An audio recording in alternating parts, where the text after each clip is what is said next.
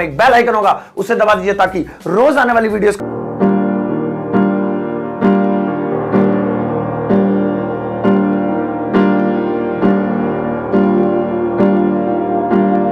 जरिए हम वर्ब की फर्स्ट, सेकंड और थर्ड फॉर्म याद कर सकते हैं। वर्ब याद करते समय सबसे बड़ी परेशानी जो हमारे सामने आती है वो ये होती है कि हमें प्रॉब्लम होती है ये जानने में कि किसकी वर्ब की first form, second form, third form एक जैसी है, किसमें ईडी लगेगा, किसमें ईडी नहीं लगेगा, किसकी तीनों अलग अलग होती हैं। तो मैं आज आपको जो जहर ट्रिक बताने जा रहा हूं उसके बाद आपकी ये प्रॉब्लम बिल्कुल दूर हो जाएगी। अब मैं आपको 4 ग्रुप्स दिखाऊंगा, group A, group B, group C और ग्रुप डी। इन चारों ग्रुप को अगर एक बार आप ध्यान से देख लेंगे और इनको फॉलो करेंगे तो यकीन मानिए आज के बाद आपको वर्ब की फर्स्ट, सेकंड, थर्ड फॉर्म बनाने में कभी भी प्रॉब्लम नहीं आएगी।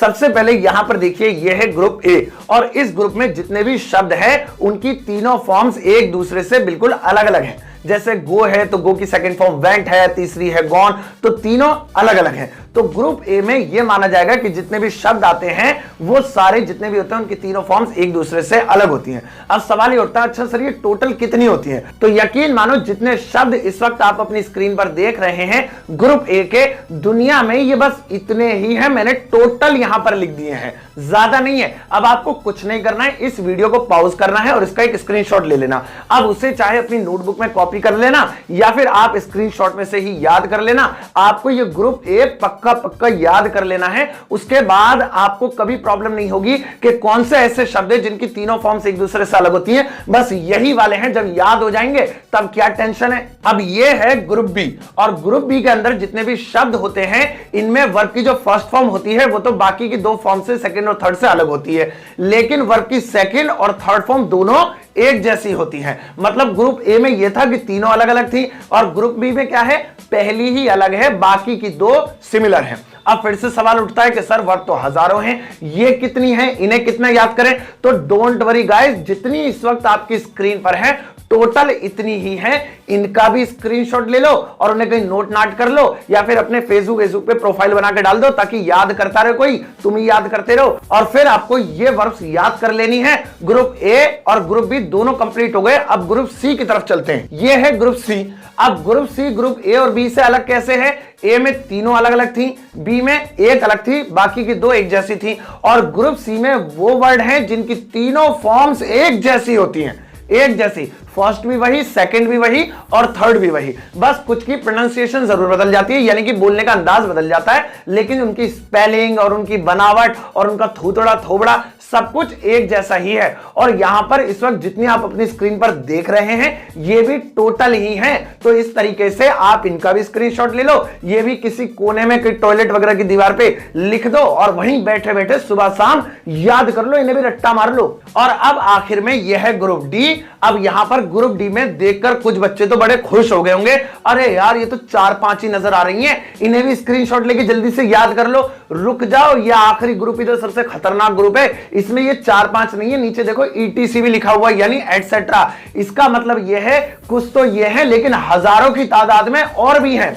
अब ये कैसे याद होंगी? तो इन्हें, यही तो ट्रिक है, इन्हें याद नहीं करना है, आपको बस ग्रुप ए याद करना है। ग्रुप ए में वो हैं जिनमें तीनों फॉर्म्स अलग अलग होती हैं। ग्रुप बी याद करना है, ग्रुप बी वो है जिसमें फर्स्ट अलग है, सेकंड और थर्ड एक जैसी हैं। ग्रुप सी याद करना है जिसमें तीनों एक जैसी होती हैं। और ग्रुप डी वो है जिसमें सेकंड और थर्ड फॉर्म में ईडी लगता है। तो यहां पर अब आपको समझ जाना चाहिए कि आपको बस ए, बी और सी याद करनी है। उसके बाद जितनी बची, यानी जो चीज आपने याद नहीं करी वो ग्रुप डी में है और ग्रुप डी में कुछ नहीं करना है, बस ईडी लगाकर काम बन जाएगा। जैसे लाफ की फर्स्ट फॉर्म लाफ ही होती है, लेकिन सेकंड और थर्ड बनाने के लिए अलग अलग कुछ नहीं करना है, बस ईडी चिपका दो, काम बन जाएगा। पकाने की कुक होती है, सेकंड और थर्ड याद कर लो, आपको पता लग जाएगा कि ईडी ईडी लगेगा। तो इस तरीके से ये ट्रिक काम करती है कि जो आपको याद है वो तो पता ही होगी कि किसमें जो है किसकी दोनों अलग हैं, किसकी तीनों अलग हैं, कौन सी एक जैसी हैं, क्योंकि वो 3 ग्रुप आप याद कर लेंगे, उनमें कम कम है और ये हजारों की तादाद में है। तो उन्हें छोड़ के अब ये टोटल हमारे पास बची, ये ईडी वाली है। तो इस तरीके से कभी भी लिखने में गलती होगी नहीं। क्यों नहीं होगी? क्योंकि ग्रुप ए, बी और सी तो हमें याद ही होगी, वो वाले वर्ड आएंगे तो हमारे दिमाग में वैसे ही आ जाएगा। और जो दिमाग में नहीं आ रहा है पक्का भाई वो तो 99% कंफर्म है कि ये ग्रुप डी वाला, लगाओ इसमें ईडी। और अगर अब तुम सोच रहे हो कि ग्रुप ए, बी और सी को याद करने की भी गुरुजी कोई ट्रिक बता दो, अजी हाँ, ऐसे थोड़ी होता है कि हर चीज की ट्रिक बता दो। कल को तुम कहोगे शादी की कोई ट्रिक बता दो तो थोड़ी मैं बता दूंगा। चलो भाई, ये तो बात हुई फर्स्ट, सेकंड और थर्ड फॉर्म की, और इसकी ट्रिक अब आपको पता लग गई। अब मैं आपको एक और कमाल की ट्रिक बताता हूं। अक्सर हमारे सामने एक परेशानी आती है कि सर बहुत सारे ऐसे शब्द हैं जिनकी इंग्लिश नहीं पता होती है, हम डिक्शनरी तलाशते हैं, गूगल पर तलाशते हैं, इसके अलावा दोस्तों से पूछते हैं, टीचर से पूछते हैं। तो अब मैं आपको दो ऐसी जहर ट्रिक्स बता देता हूं कि जो बहुत ज्यादा हद तक काम करती हैं और ये आपके काम आ सकती हैं अगर आप इसे ठीक तरह से यूज करें तो चलो जल्दी से उन ट्रिक्स की तरफ नजर मारते हैं। देखो भाई, यहां पर एक छोटा सा शब्द है, बहुत छोटा सा, ये अन। अब ये आपकी कैसे मदद कर सकता है जब भी आपको किसी हिंदी वर्ड की इंग्लिश नहीं आती है, तो इसका यूज करते हुए आप कैसे अपना काम चला सकते हैं, और ये बहुत मजेदार चीज है। अब इसको समझने के लिए सबसे पहले हमें एक एग्जाम्पल चाहिए, और एग्जाम्पल है वह बदसूरत है। अब हमने यहां पर सेंटेंस लिख दिया है वह बदसूरत है। अब बदसूरत को इंग्लिश में क्या कहते हैं? अगली। लेकिन बहुत सारे बच्चों को मान लो नहीं पता था अगली पिछली क्या कहते हैं, बदसूरत की इंग्लिश नहीं पता।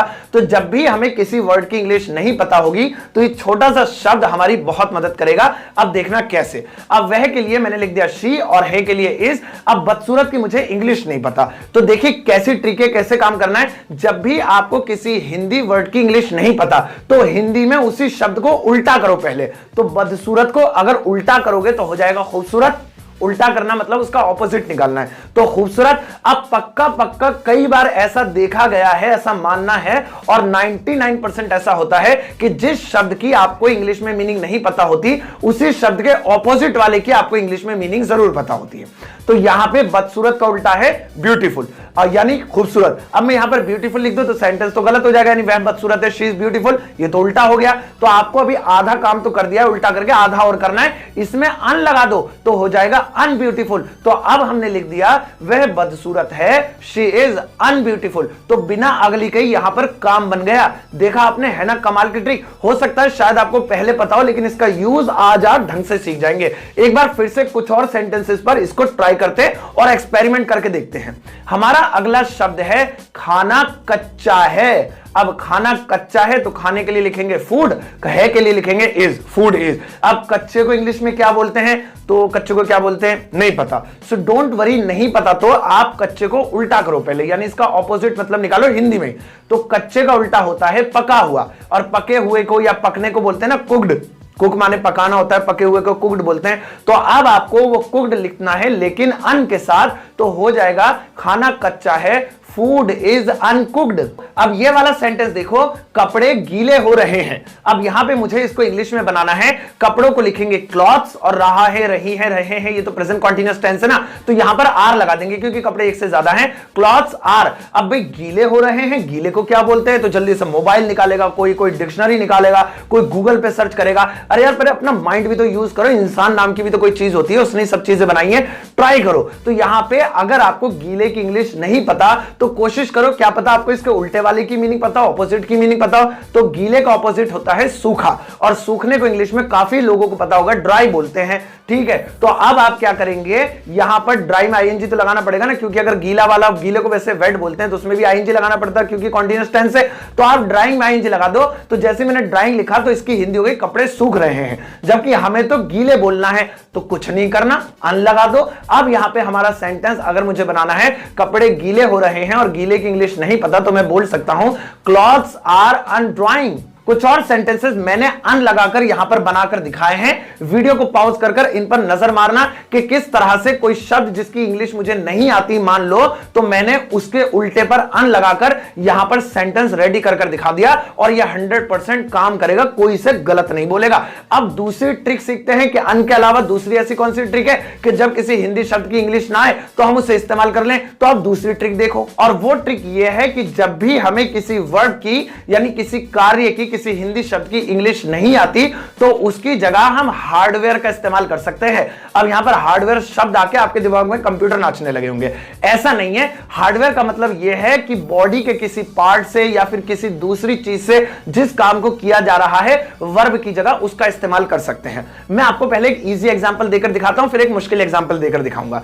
पहला शब्द यहां पर देखिए लिखा है मैं देख रहा हूं। अब बच्चे गली मोहल्ले के इतने से, वो कलुआ का लोंडा पीछे खेल रहा होगा पीली मिट्टी पे, वो भी बना लेता है मैं देख रहा हूं। I am watching, I am seeing, I am looking. Simple है। लेकिन ये वॉच, ये सी, ये लुक, ये सब वर्ब हैं, वर्ड मीनिंग है। मान लो मुझे वर्ब ही ना आती हो तो हार्डवेयर का यूज करना है। हार्डवेयर मतलब कि देखने का काम किनसे होता है, ये रे दीदे, इतने बड़े बड़े बटन, आंख, इनसे हम देखते हैं। तो यकीन मानो आप लुक, वॉच या सी के बजाय आई का भी इस्तेमाल कर सकते हैं, इसी में आईएनजी लगाकर, आई एम, आइंग। अब आप कहेंगे मास्टर जी क्यों उल्लू बना रहे हो? भाई मैं झूठ नहीं बोल रहा। यकीन ना हो तो गूगल पर अभी सर्च कर देखो आई, और आई में नीचे रिजल्ट में आपको यह भी पता चलेगा कि आई माने सिर्फ आंख नहीं होता, उसका मतलब देखना भी होता है। या छोड़ो, इंटरनेट पर से भरोसा ही उठ गया जब से मियां खलीफा को देखा है। आप एक काम करना, आप ऑक्सफोर्ड डिक्शनरी उठाइए आज ही, अगर आपके घर में या फिर किसी भी पड़ोसी वड़ोसी घर में हो या कहीं लाइब्रेरी में, और वहां पर आई के आगे उसकी डेफिनेशन देखना। आई का मतलब देखना भी होता है, ईयर का मतलब सुनना भी होता है, नोज का मतलब सूंघना भी होता है, टीथ का मतलब काटना भी होता है। तो ये जो हमारे हार्डवेयर है, जिस जिस काम हमारे आते हैं, हम वर्ब की जगह इनका इस्तेमाल कर सकते हैं। एक सेंटेंस और देखो जिसमें मैं हार्डवेयर का यूज कर उसको ट्रांसलेट करूंगा। वह तुम्हें गोली मार देगा। अब यहां पे सेंटेंस कैसे बनेगा? He will shoot you. लेकिन मान लो गोली मारने की हमें इंग्लिश पता ही नहीं है, तो हम नॉर्मली जिस हार्डवेयर का इस्तेमाल गोली मारने के लिए हुआ है उसका यूज यहां पर कर सकते हैं। तो वह तुम्हें गोली मार देगा, ही, वह, गा, यहां पर विल लगाएंगे। अब गोली मार देना, यहां पे हमें गोली मार देने की शूट पता नहीं है, तो ऐसी कंडीशन में क्या हार्डवेयर यूज होता है गोली मारने के लिए? बंदूक यूज होती है, और इसको इंग्लिश में बोलते हैं गन। तो यहां पे हम गोली मारने की जगह लिख सकते हैं गन, और तुम्हें के लिए you, he will gun you.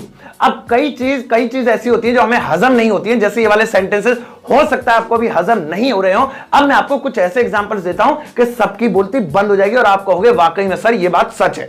जैसे कि अगर आप किसी भी अपने टीचर से पूछना कि सर मैं एक सेंटेंस बनाना चाहता हूं, मैं पौधों को पानी दूंगा, तो यहां पे पानी देने के लिए क्या बताएंगे? 99% टीचर्स आपको ये कहेंगे पानी देने को बोलते हैं वाटर। आप कहेंगे पानी को तो वाटर बोलते हैं, पानी देने को भी वाटर बोलते हैं। बिल्कुल सही, पानी देने को भी वाटर बोलते हैं। ये वही कला है जो मैंने आज आपको सिखाई है, हार्डवेयर का इस्तेमाल करा है। I will water the plant, यानी मैं पौधों को पानी दूंगा। तो यहां पे वाटर द प्लांट यानी पौधों को पानी देना, देने के लिए अलग से कुछ लगाया ही नहीं, जबकि गिव भी लगा सकते थे, या छिड़कने विड़कने की भी इंग्लिश लगा सकते थे या नहीं लगा सकते थे। उसने टिकट पंजीकृत की, अब यहां पे उसने ही अब पंजीकृत की, ये क्या चीज है सर जी? तो पंजीकृत मतलब बुक करना। अब आपको ज्यादातर बुक करने का ही याद होगा, ये वाला वर्ड याद रहता है, पंजीकरण करना। ये हिंदी के शब्द हैं, बहुत टफ हैं, ये बहुत मुश्किल से याद होते हैं। अब बुक करना, अब आप कहोगे बुक का मतलब किताब भी होता है, और ये वो वाला बुक है, यानी किस चीज को बुक करना?